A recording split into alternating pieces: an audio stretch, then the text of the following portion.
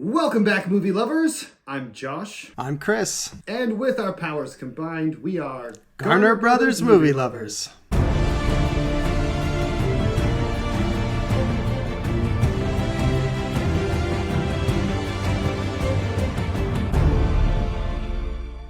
Well, we're back again. You can't get rid of us. We keep coming back. We're like bed bugs. The movie we've gone to see today is Dune Part 2. Sequel to Dune, the first Dune. Our protagonist, Paul Atreides, basically, his family was killed. The planet they were supposed to watch over and mine spice from was overtaken from the skinhead albinos. Now, he lives in the desert. Oh my gosh. Anyway, and now he's Desert Jesus. And that's where we're left off in this movie, and they kind of start the rebellion against the skinhead albinos, who happen to use like 1920s scuba diving gear in space for some reason. Like their helmets are connected to their elbows. It's no wonder all these ninja mummies in the desert are able to kill them so easily with their little knives. It's hard to fight with your big sword when your elbows don't move because they're connected to your helmet. Yeah! Anyways. I wasn't expecting to laugh so much during your breakdown of the plot. I'm sorry. I think I don't get Dune. I think that I didn't take enough ayahuasca before watching Dune. And it's just gone right past me. Next time, I will need some sort of shaman to help me understand what the heck is going on when I watch these movies, because they're just a lot. These movies are a lot. We'll get into this. Chris, They are a lot. Who's in this movie? So, this film is directed by Denis Villeneuve, who also helped write it. It stars Timothée Chalamet, Zendaya, Rebecca Ferguson, Javier Bardem, Josh Brolin, Austin Butler, Florence Pugh, Dave Bautista, Christopher Walken, Stellan Skarsgård, and it has small parts for Léa Seydoux and Anya Taylor-Joy. Wow, man. That cast. What a Right? spectacular cast. I mean, I saw it and they were in it, but I guess they were all so good I forgot they were them. Except for Christopher Walken, who's always very Christopher obviously Walken. But, I mean, other than that, everyone really bleeds into their roles super well. I agree. Javier Bardem Yeah, he was great. Unrecognizable in this movie. So is Austin Butler, man. Yeah. He is not like any role he's played before. I also want to give a shout out to the cinematographer, Greg Fraser. This movie is stunning to look at. Every scene, it's like Lord of the Rings. Every scene just looks incredible. Every shot, the way it's all framed, my goodness. There's more shots than I could possibly name that I was just in awe. This movie is incredible to look at.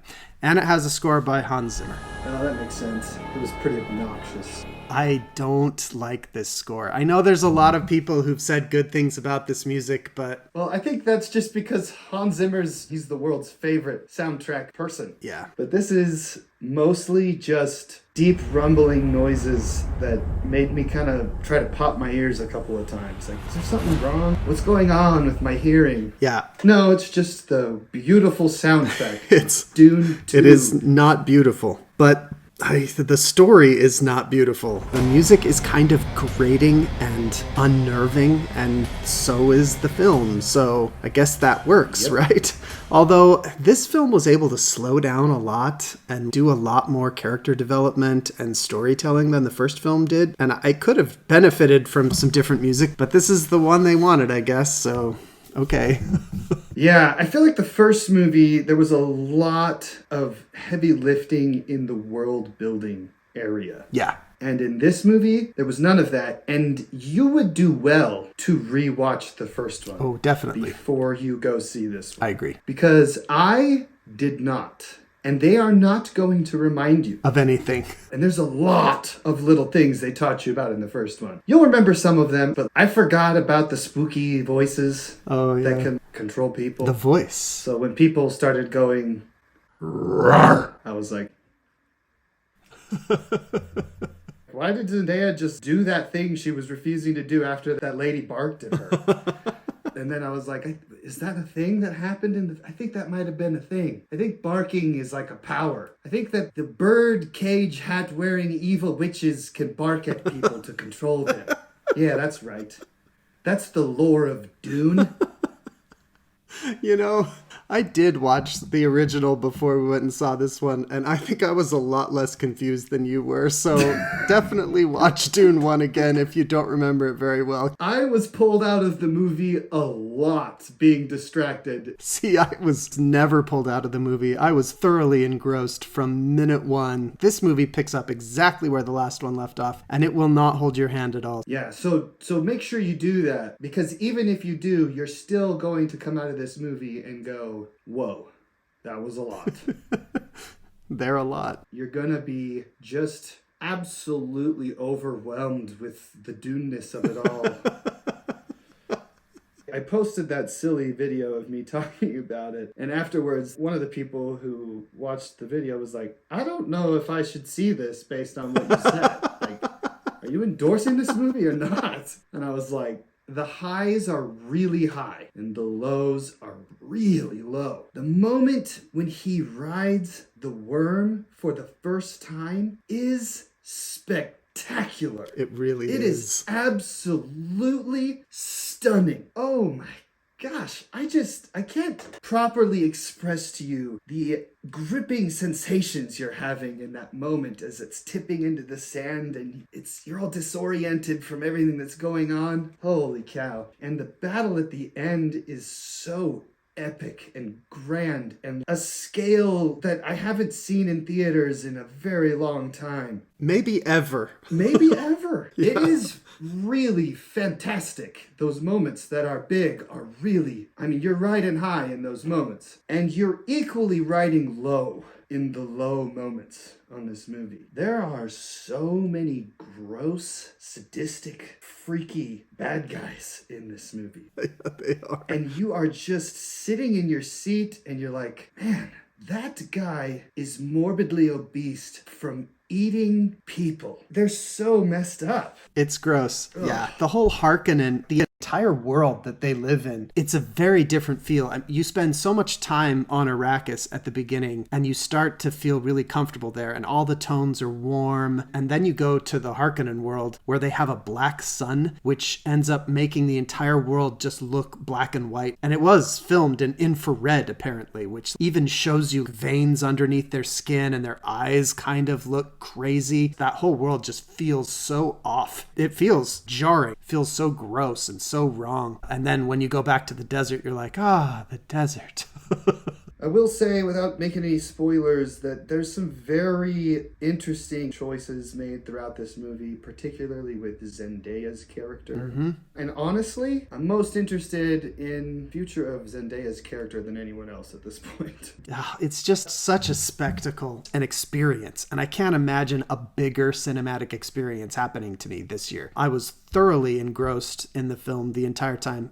One time in the middle, I started thinking, this is maybe a little long, but most of the time I was just in it. It is very, very slow paced because the movie brings you into this weird trance. Somehow, like, the pace of this movie is hypnotic or something. This movie is so bizarre. It's such a weird movie.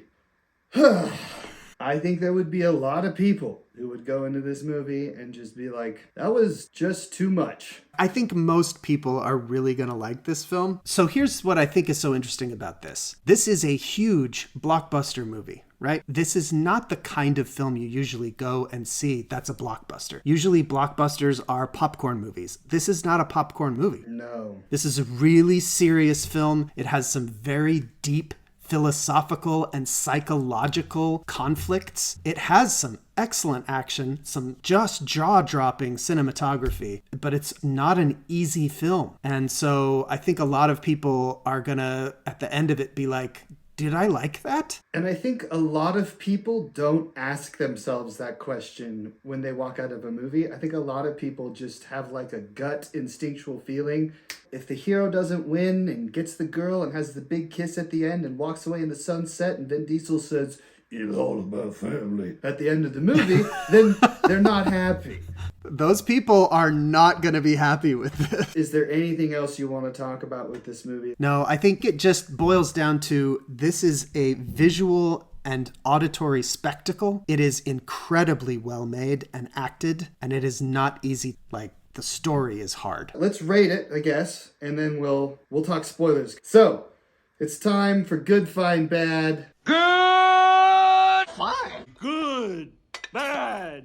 Ugh. Fine. That's bad. That's bad. That's bad. That's bad. Everything's perfectly all right now. We're fine. We're all fine here now. Thank you. How are you? Chris, Good, Fine, Bad. I think the movie is good, but you have to go into it with your eyes open to what you're about to watch. Sure. And maybe because I didn't do my homework and I didn't see the first movie, I'm feeling pretty fine about this movie. And I think everyone's gonna destroy me for saying that because how dare I? One more general thought about this film. I think the reason it's hard to like is we want our big spectacle sci-fi movies to be fun and have heroes that are easy to root for. You want a good person in the movie.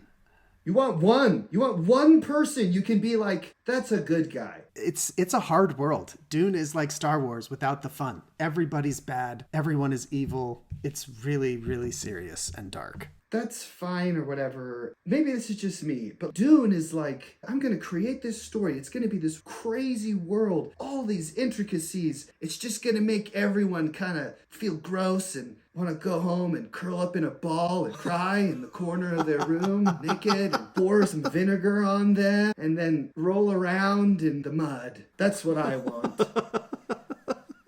I see your point. However, this film is based on a book, and it's true to the spirit of that book. Okay, let's talk spoilers. Do you think Timothy Chalamet really believes it all, or do you think he's leaning into it to get things done? It's an interesting question. So that juice that he drinks, I forget what it's called, but it's like the waters of life or something like that. When he drinks them, it enables you to take upon yourself the collective memories, all of these past people. The birdcage hat wearing evil witches. Yeah, maybe even others too. I don't know, but it's an interesting thing because he doesn't believe that he is that. He knows that the Bene Gesserit have been planting these messiah myths among the Fremen for hundreds of years to prepare them for him. And so he knows that it's all a setup. But then when he drinks the stuff, he totally changes. So he has some kind of gift of prescience. He has these dreams of the future. He sees visions. Apparently, he can see the future much more clearly after he drinks that stuff. It doesn't say this explicitly, but I think what happened was before he drank that, he knew that if he did go down there and drink that, billions of people would die. And after he drank that, he realized the alternative is worse. And so he becomes a tyrant to try to prevent even more suffering than he is going to end up causing. Yeah, he doesn't really believe it, but he realizes that he has to do it. In the end, it's a big philosophical, moral quandary. Do the ends justify the means? And I think that's what he's presented with. Which is interesting, because for a long time after he took the blue juice, I thought it was like he really thought it was real after that. Then there was that moment, and he turns to Zendaya, and he says, I'll always love you as long as I breathe. And you're like, whoa,